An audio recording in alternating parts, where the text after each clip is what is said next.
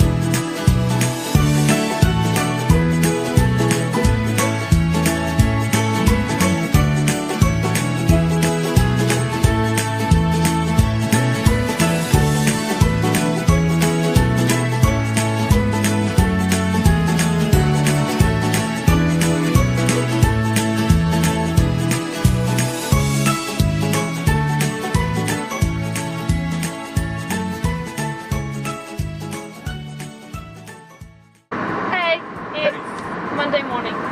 No, yeah, just. So we booked a tour, a cave, kayak and snorkel adventure tour for this morning. And we had to be there at 8:40. And I set my alarm for 7. We're going to get up early, and once again, we woke up at 8:30 and we were like, oh my god, get up and go! Like, what time was it booked for? We had to be there at 8:40 and it took 25 minutes to get there. Like, just everyone was like, chaos. It was going to leave at 9, but we were freaking out, so we literally got out the door in like 2 minutes, rushed down to our driver, and we gave them a call, and they were like, oh, I'm actually so glad you called. We've cancelled today because the wind is too high, so we didn't even end up going. So now it's 12 o'clock.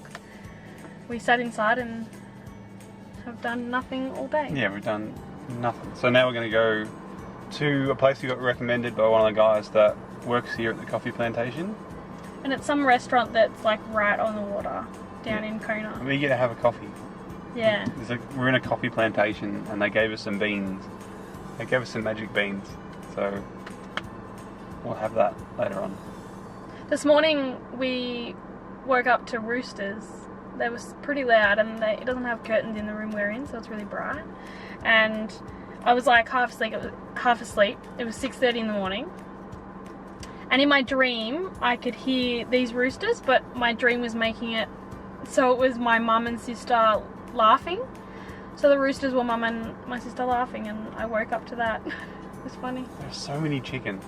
They're everywhere. They're everywhere. Seriously everywhere. I'm hungry, so let's go.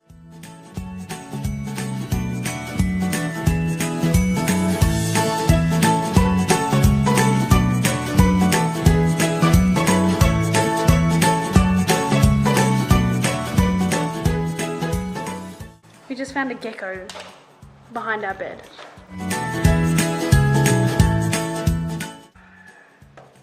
No. Oh god! Sorry. I'm scaring this way.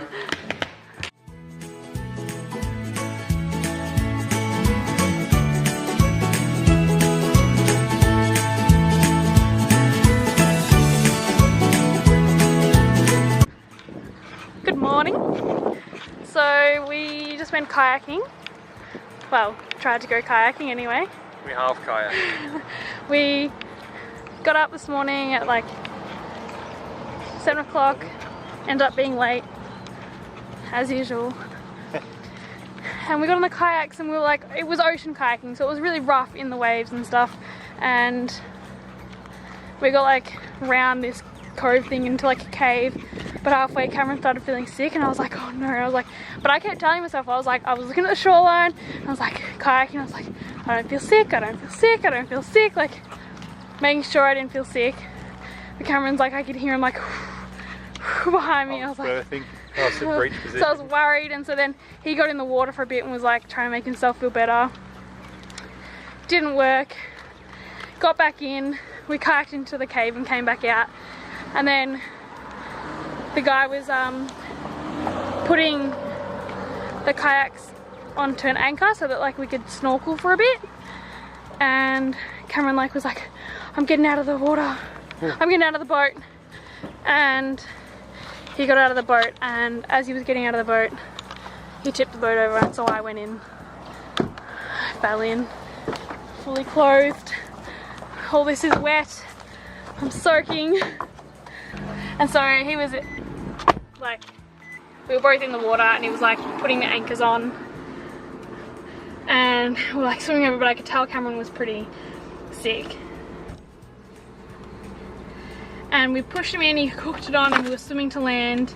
And I got on the rock, Cameron got on the rock, and he was like sitting down for ages, and I was like, no, Cameron's not gonna wanna kayak back. Like, it was just too hard, it was way too wavy. It was gonna be a nightmare. It was really quite tough, like, especially after that manta ray thing the other night.